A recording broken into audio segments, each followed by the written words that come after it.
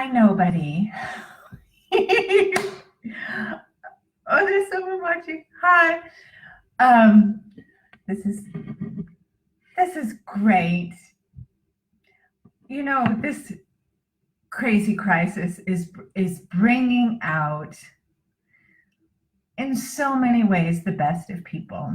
I think people are getting out of their comfort zones. We are creating together, this new, radically new, bizarre normal. And it's weird. And it's so far out of our comfort zone. Just the fact that I am going live every single day, and I've never gone live before, and I start every lesson with hello nobody, and I still love it. Like, who knew that I would enjoy doing this so much? So thank you all for joining me. And just a shout out, elbow tap, double elbow tap, and high five, double high five, all of the fives, to all of the parents out there with young kids who keep them busy, keep them distracted, keep them alive. Kudos to you. Kudos. Congratulations.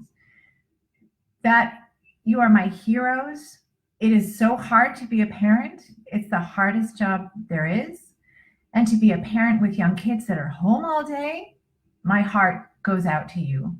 And if you are a teacher who is teaching online from home with young kids at home, I swear to God, I want to knit you a sweater. I want to bake you a cake, build a statue to you in Buffyland, because you guys are my heroes. People in the medical field, people working in supermarkets, people cleaning, people driving trucks. We are all in this together, and just take a moment, whatever you are dealing with, just know you are seen, you are heard. I feel it. We all do, and we're all in this together in this bizarre time. Last night I was in the park and I was watching this boot camp. There was distance between these people. I don't know if boot camps are allowed, but near this boot camp there was like this pile of little kids sitting on the grass with like these iPads, and God bless these parents trying to find an hour for themselves to keep themselves fit, to keep themselves physically busy, to get their minds off of their work or their kids, and then they bring their kids with them to the boot camps. I just, so much love to you all, really. So who has good news for today? I always have some good news. There's good news everywhere. There's good news everywhere. And it's not always where you look, it's how you look. It's how we are seeing things is shifting. So there's good news to be shared. Who has some good news to share? Someone asked me, are you staying at home? Yes, I'm staying at home, but I have an office that's a 10-minute walk from my home. So I'm in my office at the moment, and doing these live lessons are great because every day it gets me out of the house. It keeps me in my office, and I'm able to write and do stuff and connect with you. Henrico, you bought some tulips. They brighten up the room. That's beautiful. Wonderful. Buy flowers if you can. Ilya made me and my flatmate some scones. Yay! Oh, that's so great. Scones. Can you buy clotted cream in the Netherlands? I heard from some people you have to buy heavy cream. Clotted cream is hard to find, but good for you. Okay, so having an apéro with my friends on WhatsApp. Yes, at 5 o'clock today, you can switch over to my dear friend Susan Aretz, who is having a virtual cocktail hour at 5 o'clock on Instagram. That is lots of fun. Oh, and great, Mylan, cooking, Spike, a cooking lesson online for inspiration. Fantastic, great vegan and healthy recipes from you. My good news is I've given myself a live lockdown lesson upgrade. So before, I have this little whiteboard, right? Oh, that's a preview of what we're going to talk about. And this was my eraser. No spawn, hashtag, no ad. This is my eraser. It's what we call a schmata in Yiddish. A schmata is an old rag, an old cloth. So I got my schmata and my spray. But you know what, people, I'm taking this so seriously. I have no income, but I have invested in an eraser. Living large, living the dream, but wait, there's more. Colored new whiteboard pens. So I'm so excited to share my upgrade with you. Someone, I missed the message. Someone did something with mascarpone. Oh, that's cool. Oh, yeah, for the cloud cream. Yay, great. Okay. So I wanted to, people have sent me some messages about what they wanted to learn. So I have some ideas, and I wanted to do some grammar stuff, and then I wanted to do some fun stuff because it's Friday. Got to get down on Friday. Rebecca Black. Google the song if you don't know it. Hey Lisa on Facebook, I love you so much. Mooney. Okay, so people, first of all, if you're following me on Instagram, I am trying so hard to save this video. I'm working on it. I don't know how. If you want to watch the video again, it's on my Facebook page. Like, it's on my Facebook page. I'm also trying to download it from my Facebook page. Not working. I'm trying to put it on YouTube, and I can't, because I can't download it. If you are an IT wizard, or like you know about these things, or you have special powers, send me a message about how to. I have tried to download. I've tried to save to stories. I press the download thing, save to my camera roll. It's not there. Oh, and I see people are requesting to be in my live video. I don't even know what that means.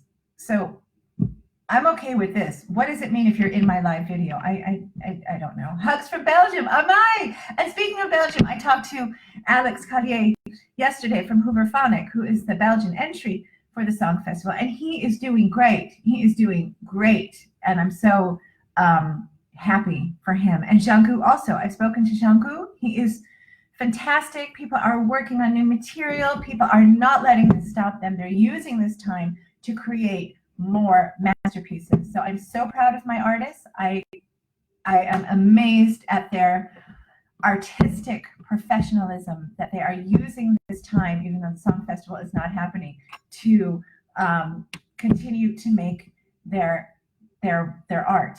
God bless them all. That's just so beautiful. Okay, so people have sent me messages, thousands of people, two people, about what is the difference between must and need to and should and ought to. I get it. In English, we have these modal verbs, and we have a lot of possibilities of how to express certain things with these modal verbs.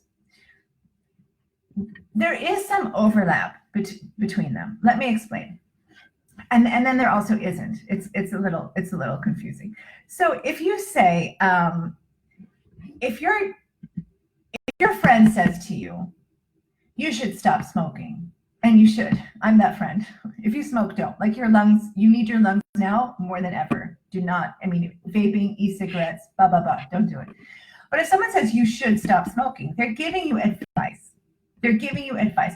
When you want to give someone advice, you use should. However, if your doctor says to you, you must stop smoking, that is dealing with authority or something legal. Must is a very high formal way of giving advice, but it has to do with authority, or it has to do with something that's legal. Let me explain. So when a doctor says you must stop smoking, that is his or her professional opinion, meaning if you don't, it will have very serious consequences. Must is also used, for example, you must not smoke here. You must not park here. You must not open your seatbelts during turbulence. These are legal or procedural or certain kinds of regulations that you must follow. This is how it is. Now, people were saying, what do you do with have to? So if you have to do something, it's more like an obligation for yourself. You can say this about yourself. Every week, I have to file a report, or I really have to call my cousin. It's her birthday, and I haven't talked to her for a while. And with have to, you can do a past tense. So yesterday, I had to call my sister, but I forgot. But there is no past tense of must. And there is no past tense form of should. So keep that in mind. When you give advice to a friend, you could say, hey, you should try the lasagna at that new restaurant. It's awesome. Or, hey, you should not go to that strip club because it's closed, according to the Minister of Health. Giving advice is should. But must has very, very serious consequences. And ought to has to do with, like, you can choose. Well, you ought to work harder at school, but it's really up to you. It's not something we use so much for ourselves. It's something we use more for other people. And ought to gives you more of a choice. It's not super strict like must. If someone says you must do something, it's super, super strict. It's very rigid. You're expected to do it. But with ought to, you have more of an open choice. Like you ought to know, Alanis Morissette. Okay. So, and there's people joining from Bali. Hello. Hi. So great to see you. Stay safe. I heard the Bali airport is closing. Tough times for everybody. All right. Someone else asked me about the past tenses, because they're so different, especially if you are in the Netherlands. If you think in Dutch, gisteren heb ik heel hard gewerkt, that is not yesterday I have worked very hard in English. The past tenses are used in a different way in English. You first have to think about, we have six forms of the past. I worked, I was working, I have worked, I have been working, I had worked, I had been working. That's six right there. We got to love them all. But the basic difference is you need to think about the time. You need to think about the time. Is the time finished or unfinished? Is the activity finished or unfinished? So if you have a key time indicator, which is really sexy talk for something like yesterday, last week, at 5 o'clock, last Tuesday, ago, when I was a child, when I was a student, when I woke up this morning. If you think of a timeline, and if you can identify, I can use my eraser, which I have lost, and I have found it again. Look. And Instagram, this is backwards, but it's just a timeline. There's no words here. So this is now. And I know for you it looks like 1 in Instagram. But if you're talking about stuff that happened before now, I know for you on Insta it looks like the future. Sorry. Then I can do it like this way. If you're doing a time, make a screenshot of this because those are really funny. If you do something before now, if you can identify something is happening before now, then we use the past simple or the simple past. So I worked, I studied, I lived. The question form, did you live, did you work, did you study? The negative form, I didn't work, I didn't live, I didn't study. We identify that as either the situation is finished or the time is finished. So if you think of your timeline, like I know when that happened, it's done, it's over, then it's past, the past simple or the simple past. However, if the action started in the past and is still going on, for example, I have lived in the Netherlands since 1991. No joke. I've been here for like 29 years. How did that happen? That's amazing. When you think about it, that's like longer than many of you have been on this planet. Really, I'm almost 52. Cray. I have lived in this country. I've lived in the Netherlands for 29 years. I have lived in the Netherlands since 1991. I have been a personal English coach for 20 years. I have been a personal English coach since 2001. Oh, I should have a big party. It's almost my anniversary. I have had my amazing farmer's suit for 6 months. I have had my suit since November. I don't know, maybe not. I'm not good at math. So if something is still going on, we talk about when it started in the past and still is going on. So if you say, how long have you known him, you still know them. But someone said to me recently, how long did you know your husband? They just killed him. Don't kill the man, because he's the one who bought me these pens. This is how he shows his love, by buying me whiteboard pens. If that's not the most romantic thing, literally, he knows what makes me happy. Darling, I love you. I'm buying you a whiteboard eraser. Love it. And that's why we're together almost 30 years. God bless him that he puts up with me. He's an amazing man. So if you say, how long did you know your husband? You've just killed him. Like, don't. How long have you known your husband? So if something started in the past and is still going on, we're going to use have or has plus what we call the past participle of the verb. That's sexy talk for the third form of the verb. So choose, chose, chosen, speak, spoke, spoken, go, went, gone. And I want you to be aware of the difference between for and since.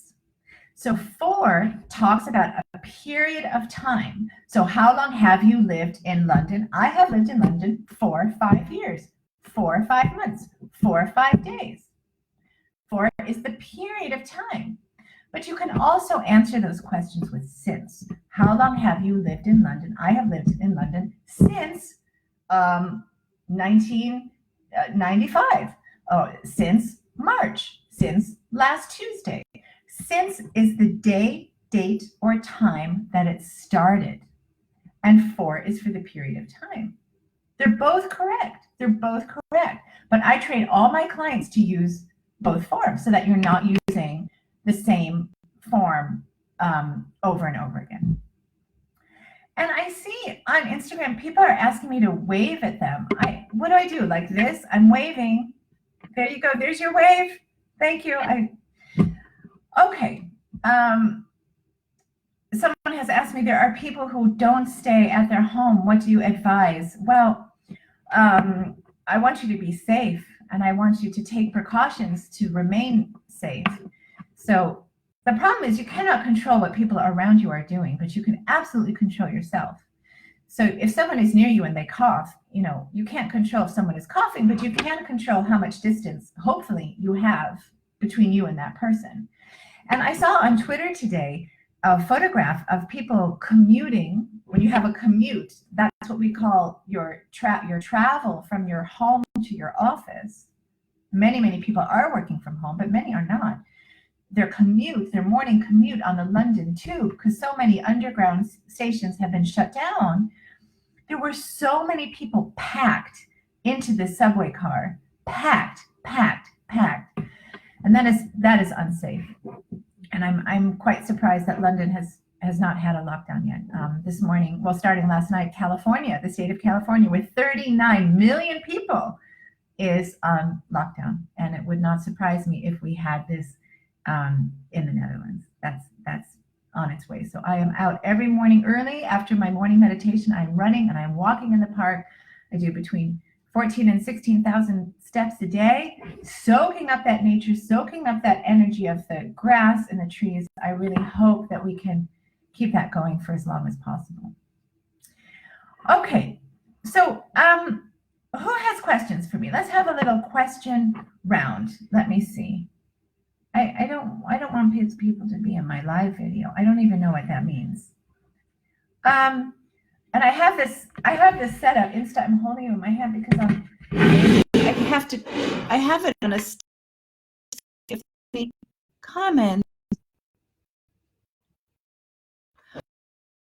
Oh, hi, Yasim. Yasim, you are from Iraq. You would like to talk to an English native to improve my English skills. Well, Yasim, welcome. Thank you for watching all the way from Iraq every day at 4:30.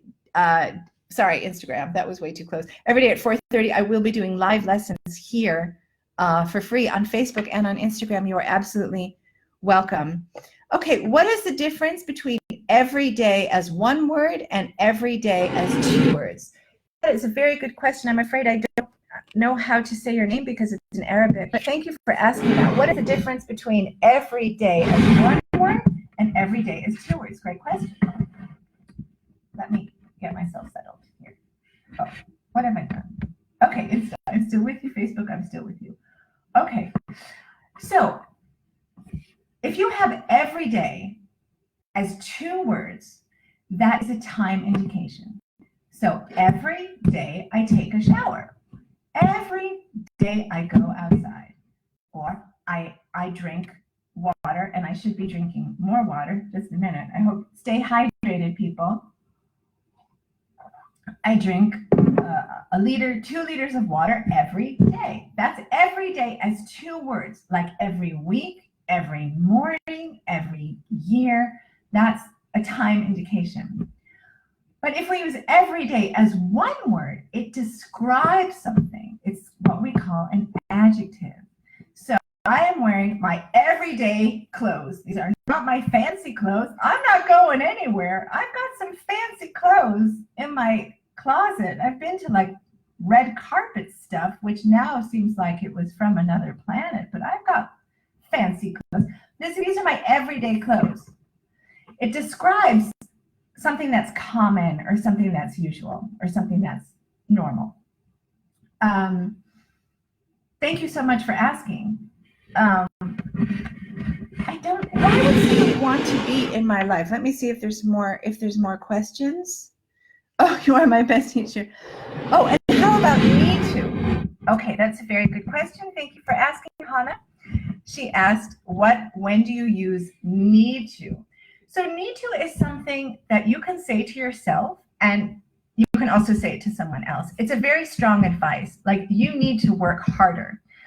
It's stronger than you should work harder. You need to means almost if you don't, there's very, very strong consequences. Like, oh, I need to lose weight, or I need to eat better, or I need to work harder. It means like you're worried because if you don't, something serious could happen. So need to is stronger than should. Should is giving advice, but need to is strong.